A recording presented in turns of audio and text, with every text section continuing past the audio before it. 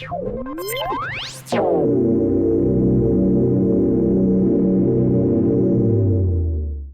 afternoon, everybody. I am Ben Talsma, excited to be joining you with the greenest thing that I own on this St. Patrick's Day. Happy St. Patty's Day to all of you. And I am sharing with you a happy picture of happier times.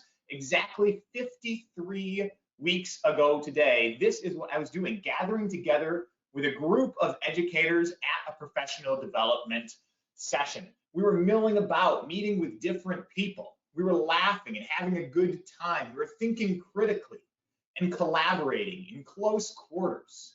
We were building and making and creating and smiling about sharing materials. And then the next day, our world completely turned upside down. And over the course of that next week, we entered this strange new phase that all of us have been living in for the past year. We felt more isolated, more alone, where things have been very strange and different. We've lost so much over the last year, personally and in education. All of those birthdays and graduations that we've missed, all of those interactions with our students on a day-to-day basis that we've really been craving. And we know that there are a lot of people who are mourning an even bigger hole. 1 out of every 3 Americans is mourning the loss of a loved one due to COVID. It has been a long year. It's been a long pandemic winter. And sometimes when it's winter, it seems like it will never be warm again. But you know what? It will. We will get back to normal. Maybe not as quickly as we'd like. It already hasn't been as quickly as we would like. But our species has already survived hundreds of pandemics. And we're resilient. We always do come back. And so you will be in the classroom again in a way that feels more comfortable and familiar to the old times. You'll be dressing up and having silly fun with your kids. You'll be doing hands-on experiments with them. You'll be collaborating and doing experiments where the only safety equipment that you need are those safety goggles. So we will come back from this pandemic. We want to make sure that when that happens, when we're back to normal, that we can do that wisely. And that's our focus today. What's next? Getting ready, preparing for teaching on the other side of a pandemic. I am Ben Talsma. As I mentioned before, my email is down there in the bottom right, but I think that we are going to add that into the chat box as well, because that will come in handy at the end of our session today. Couple of bookkeeping notes. First of all, this session is being recorded. If you are watching it as a recording, congratulations. You are a little bit closer to the other side of the pandemic than we here on March 17th are. Now, if you are watching it live, you will have access to a special secret code at the very end, so make sure you stick around to the finale to get that secret code. Also, I want to point out that all of the resources, all of the ideas that we're going to be sharing today, they're going to be in our handout. So on the handouts tab over to the side, you can access all of those resources. They will also be emailed out to you.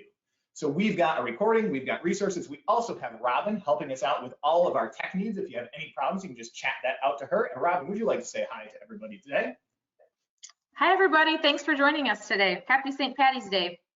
Robin is also going to be running the polls for us. We're going to have lots of opportunities for you to share your opinions and your voice. We're going to be interactive, going to be engaged throughout the rest of the day. I also want to mention that we are sponsored by Blue Apple Projects. I really cannot recommend these highly enough. All of the sort of rich teaching that we're going to be referencing throughout our webinar, well, Blue Apple Projects support you in teaching that way. These are projects that empower you to help your students integrate their learning into experiences that make the world a better place. Again, really rich, really meaningful. So when we're done today, make sure you head over to blueappleteacher.org and check those out. Here's the agenda. Very quickly at the beginning, we're going to talk about one big idea. This idea of looking forward and thinking about restoration in a post-pandemic world. And then we're going to have 5 smaller ideas underneath that, a little bit more specific ideas of just how we're going to prepare to teach wisely and well once we finally get back to normal. So here is that big idea. Actually, here is what that big idea is not. We are not, this is not a webinar where we say, isn't it a great thing that we had a pandemic? Because now we all are really good at Google Classroom, right? We're not going to try and bright side this. We're not going to be overly optimistic. we're going to remember that this is a time of significant loss and that students and teachers have been missing a lot. But by thinking about that, by being honest about what we've been missing, we can move forward wisely.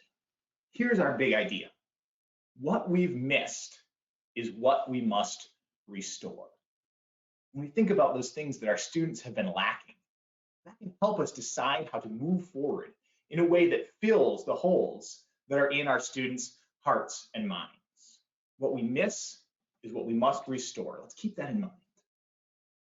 So, what are some of the things that we want to restore?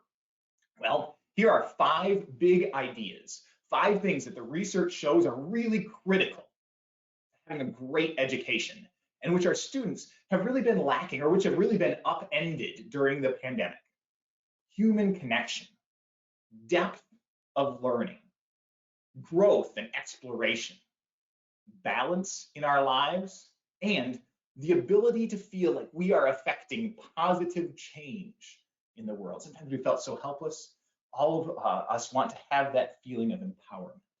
So these are things that have been upended by the pandemic and things that we want to restore going forward so that when we get back to normal, we can come back with a vengeance. So let's start off thinking about connection. We all know that connection is something that's been very different for the last year. We've been missing that human connection that we've grown accustomed to. In order to restore that connection, we need to lead with safety. It's important that as we slowly come out of the pandemic, that we pay attention to the health and safety guidelines that are out there, and that we communicate with our students that we're following those because we care about them. As those restrictions are gradually eased, some of our students will be really excited, but others might feel apprehensive. And so we help our students feel safe by honoring those apprehensions and making sure that we're doing whatever we can to keep our students mentally and physically safe. We communicate that because we care, and care is the foundation of human connection. We also want to make sure that we're making opportunities for rich collaboration. Collaboration has always been critical to a successful classroom, but even more so now. We need to be intentional about creating opportunities for students to connect and share ideas and smile at each other because they've been missing that. Same side of the coin or different side of the same coin, relationships. They've always been at the heart of education, but again, even more important now because those relationships have been so different for the last year. So being intentional about restoring rich relationships between teacher and student and also between students themselves. A big part of that is healthy touch. The research is really clear that this is something that's important for human development. And so for a while, it might look like fist bumps or elbow bumps, but eventually we want to get back to that full flourishing community where healthy touch is a part, because that's a part of developing a really rich community of learners. And for the last year, our connections, our interactions have all been so intentional. When we were locked down, in order to reach somebody else, we had to extend a Zoom call to them or a Teams call. We've had to schedule meetings, and we've missed out on those chance encounters, those random times when we bump into somebody else. There's so much connection that happens through accident. We've missed out on all of those little creative interactions. We want to try and restore those as we come out the other side of the pandemic. Now, we want to share some practical tools and strategies for how to do this. So in your handouts, you will see a resource called Curiosity Networks. That includes a lot of different ways for you to have your students collaborate, and it has tools to help make it easier for you. So this is just one of those tools. This is a tool to help you create diverse groups. So you can list your students' names in one column, and then you can choose essentially any characteristic to rank them on, introversion, extroversion, whether they're organized, disorganized, what motivates your students. And the tool will help you create diverse groups that students can interact with people who come from a little bit different place than they do. There are also tools in there to help you create jigsaws, to help you do think, pair, shares, all sorts of different tools to make it easier for you to do rich collaboration in your classroom. So make sure that you check that out. We've also shared our on-ramp questionnaire. This is a deep dive into what motivates your students. In order to make a real connection with them, It's important to understand what drives them. Are they motivated by relationship? Are they motivated by freedom and autonomy, or by the desire for a purpose greater than themselves? When we understand our students' motivations more deeply, then we can connect with our students more deeply. And so we've shared a quick questionnaire that can help you get to know your students more effectively. If that's not what you're looking for, we've also got a deeper dive questionnaire. Again, there in the handouts tab. This is helping you go beyond those getting to know you questions like what's your favorite color and what's your favorite subject in school. These are questions that help you really understand your students at a deeper level. We've got another strategy, great for establishing connection. That's just greeting your students by name and then having some form of physical interaction every day. Again, that might look a little different for a while as we slowly come out of the pandemic, but within the health and safety guidelines, we want to make sure that we're doing things like handshakes, hugs, and high fives to build that sense of connection. And another great strategy is just to get out in the hallway intentionally, bump into students who happen to be there, and form those connections by getting accidental, right? Trying to get back to this world where sometimes we connect in ways that we hadn't really planned. So it is time for our very first poll of the day. Robin, could you open that up? It looks like it already is open. Which of those would you like to use? You should be able to check more than one if you think more than one is interesting. Which of those would you love to check out? Curiosity networks, the on-ramp, the dive deeper questionnaire, handshakes, hugs, and high fives, or hallway conversations?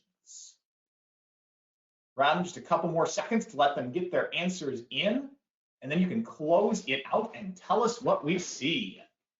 And it looks like the top or the leaderboard is hallway conversations at 73%, followed by handshakes, hugs, and high fives at 55%, followed by dive deeper questionnaire and curiosity networks are both at 32%, and then on-ramp is at 5%. All right, outstanding. So again, we're going to share lots of strategies, lots of tools today. And so you can pick and choose the ones that are interesting or appealing to you, and hopefully you can integrate those into your classroom right away. But also you can start preparing to use them as we move out of the pandemic. So let's move on to point number 2, this idea of depth. Let's face it, for the last year, that's Flat Stanley right there, you have been flat teacher. You have been, for long periods of time, a face inside a Zoom box. And just like you literally have lacked depth, sometimes our learning has lacked depth as well. It's just more difficult in this world that we've been living in to go deep with our learning. And so one thing we want to emphasize coming out of the pandemic is inquiry, capitalizing on student curiosity, student wonder to really help them learn more deeply. Another thing that we want to emphasize is choice and voice, because we want students to take deeper ownership of their learning. We want them to learn deeply, we want them to own their learning deeply, and we do that by emphasizing student choice and voice. And for the last year, so much of what we've been learning has been tech-driven, screen-driven. We want to take some time to detoxify, but with tech in there, detoxify any opportunity we can to do flesh and blood teaching. That's going to help us restore some of that wholeness that our students lack.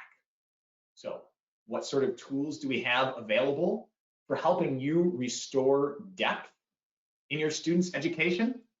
Well, I want to talk about 4 small changes which form the backbone of inquiry learning.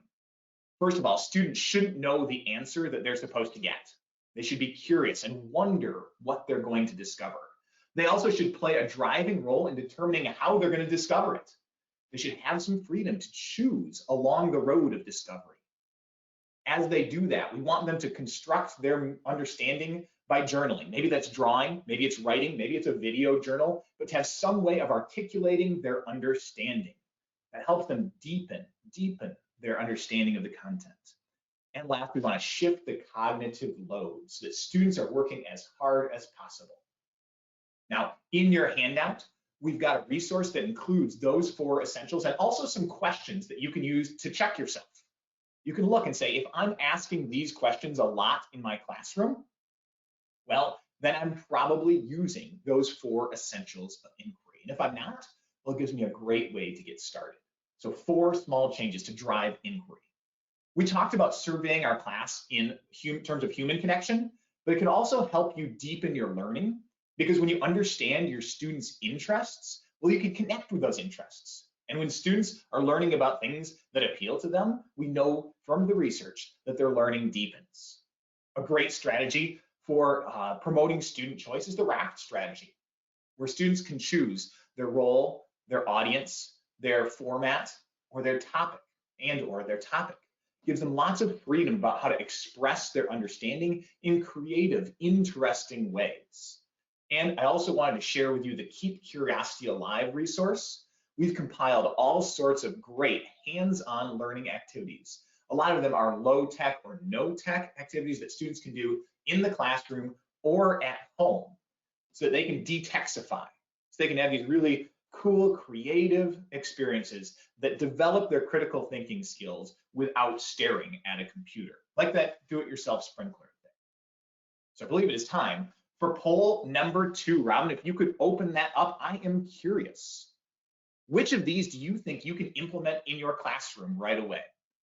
The 4 small changes, or which of them would you like to explore implementing in the future? It doesn't have to be right away. Again, some of this might not be perfect for now, but maybe it's something that you're really interested in pursuing in the future. So 4 small changes: surveying your class, the RAFT strategy, keep curiosity alive. Robin, give them a couple more seconds to get their answers in, and then share with us our winner today. All right, just a quick couple seconds. Looks like votes are still coming in here. The precincts are still open. All right. Closing it down. So at 70%, Ben, we have Keep Curiosity Alive, which is super exciting. It's such an awesome document. And then we have followed at 35%, 4 small changes.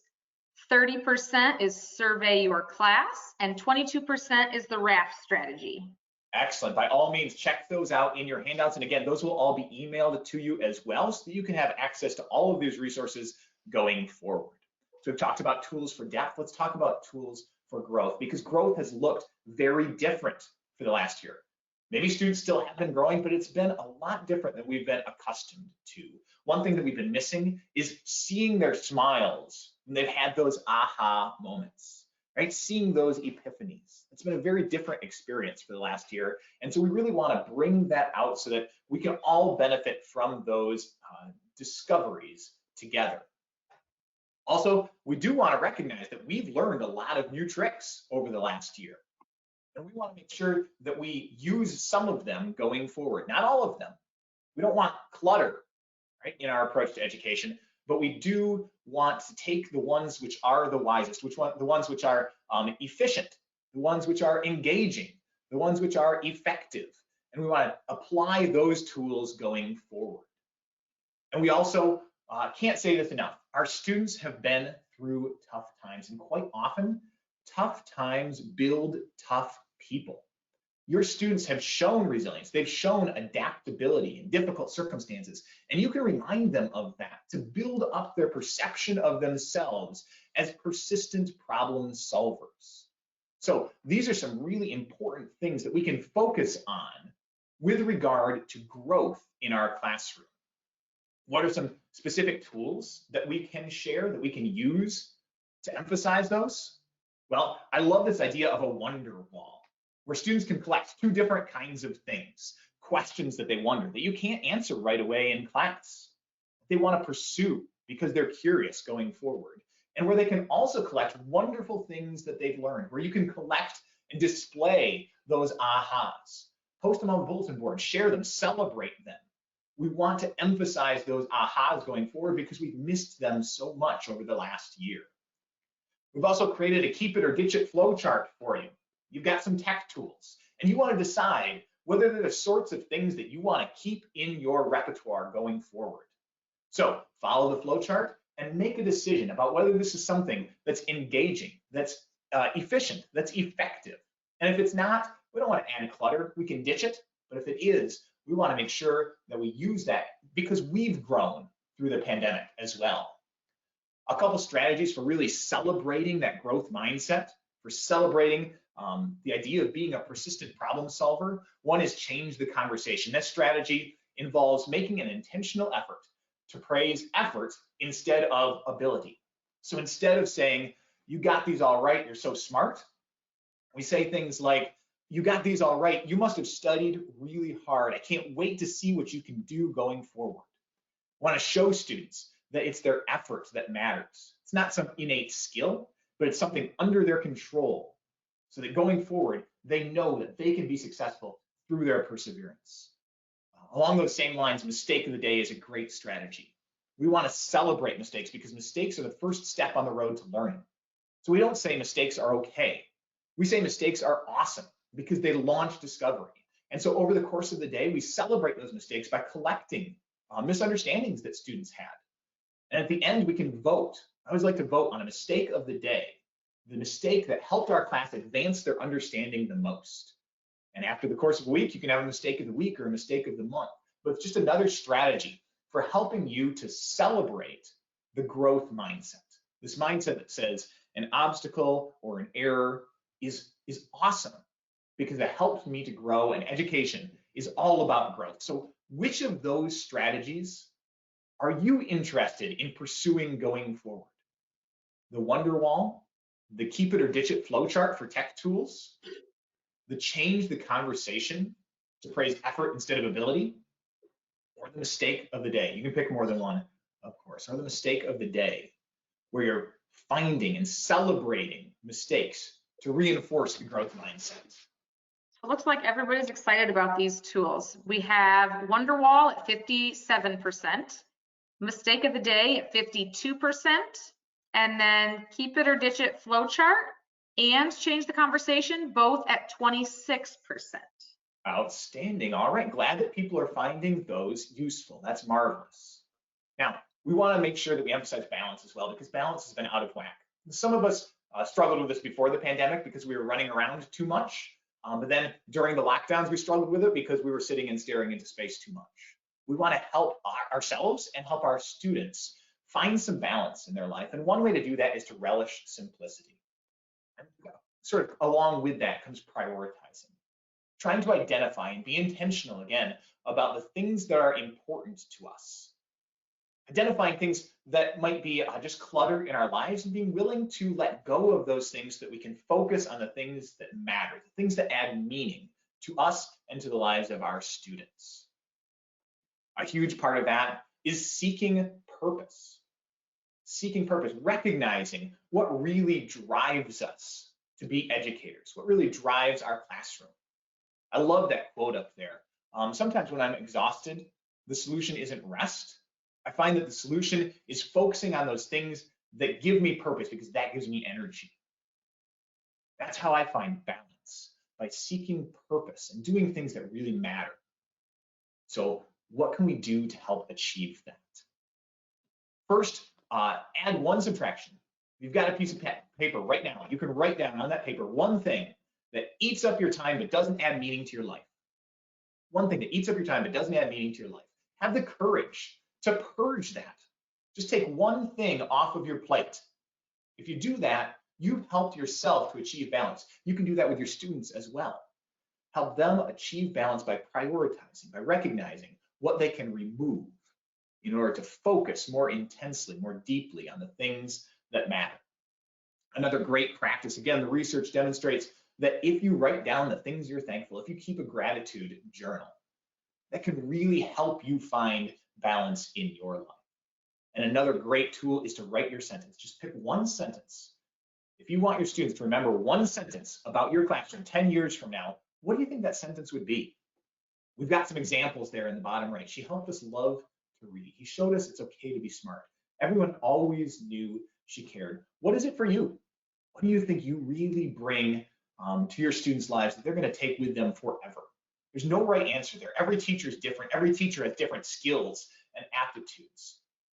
So think about what yours are and what you can bring to your students forever. Find those great tools for helping us to achieve balance. And when you have balance, you can help your students do it as well. One more poll here. Robin, if we could open that poll up, which of those do you think is valuable to you? Again, you can pick more than one. Add one subtraction, just identifying clutter in your life that detracts from balance and having the wisdom to remove that. Keeping a gratitude journal. Again, in your resource doc, we've linked to one. In your handout, we've linked to a gratitude journal, but you can use all sorts of different formats, whatever works for you, just to have a mechanism for expressing what you're thankful for and what you appreciate in your life. Or this idea of writing your sentence, of figuring out, trying to help you figure out what your real priorities, your deepest priorities are in your classroom. So gratitude journal comes in at the top at 70%. And then add one subtraction is at 59%, followed by write your sentence at 30%. Marvelous, outstanding. We have one last area to emphasize, one last essential idea, and that's this idea of change.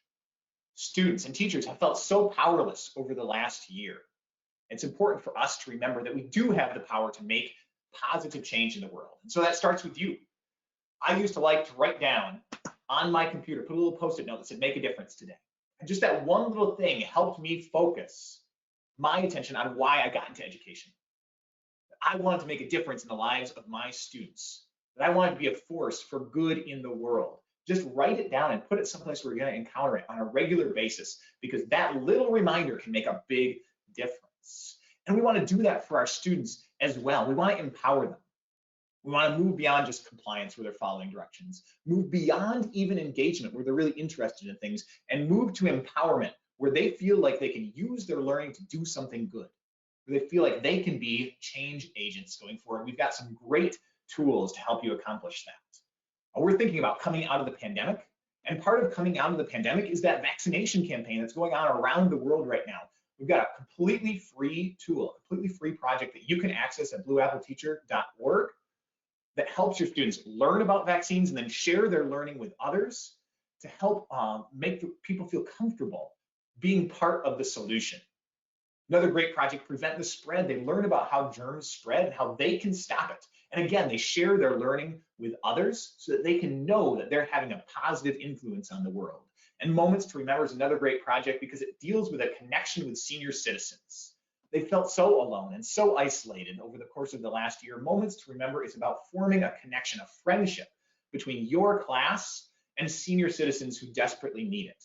Your students, when they get those smiles from their senior friends, they know right there that they are a force for good in the world. These are really powerful tools for helping your students know that they can be agents of change.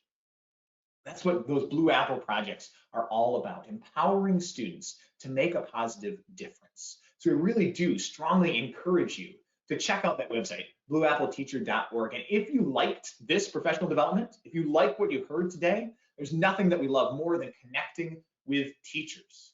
So share us with your administrator, or if you're an administrator, get in touch with us. We can customize what we do to meet the needs of your school, to meet the needs of your schedule, because we want to be of service to you. There is another webinar coming up, What Do They Know, using alternative assessments in the classroom, hot topic these days. So you can certainly get registered for that at blueappleteacher.org. And you have stuck around to the very end. And so you have access to a special secret code. Here's all you have to do. You have to email me, ben.telsma@vai.org by 5:07 today. 5:07 today, that's the deadline. If you just send me an email and say, I would love the secret code, or hey, I'd like to know the secret code, I will send you that code. It's good for 50% off any Blue Apple project. They're normally $60, now you can get them for $30. That's all of like the project supplies, all of the lesson plans, all the curated online resources, great support for teaching this kind of way in your classroom. So if you are interested in checking that out, fire me that email and I will send you the secret code. And last, I would like to say thank you for all of your efforts throughout the pandemic. It's been such a long year, but you have been working hard to make a difference in the lives of your students. And I know that going forward, you are going to be an absolutely incredible force for good. And so a big, big thank you.